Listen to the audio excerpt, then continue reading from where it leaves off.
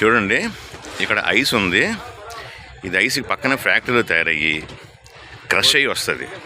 ఇగో దీని గురించి ఇతను చెప్తాడు. చెప్పమ్మా. గట్టి మాట పర్లేదు. బోర్డుకి వేస్తారు సార్. అది టన్నులు చెప్పిన కొద్దిగా 180 ఇలా పడుతుంది క్యాన్. టన్నులు అయితే మామూలు సింగిల్ క్యాన్ అయితే 180 రూపాయలు పడుద్ది. మాకు కూలి 50 రూపాయలు ఇస్తారు. అరగంట అయితే పడుద్ది ఒక క్యాన్ ఇస్తే. ఒక క్యాన్కి 50 రూపాయలు వస్తుంది కూలి, అంతేనా? అలా ఎన్ని క్యాన్లు చేస్తావు రోజుకి? ఎవరు చెప్తే వాళ్ళు అంతే. ఏదన్నా నీకు రోజు 5-6 కడుతుంది నీకు? లేదండి సార్, ఇక్కడ అరగంట గంట పడుతుంది ఒక క్యాన్. అరగంట పడుతుంది అండి మినిమం. అంతే. ఇప్పుడు అక్కడ చేప ఉంది కదా, పెద్ద చేప పడింది.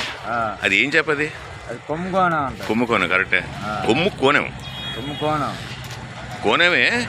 కొమ్ముకోనం ఒకటి ఉంది, బాతుకోనం ఒకటి ఉంది. బాతుకోనం అంటే ఏంటి?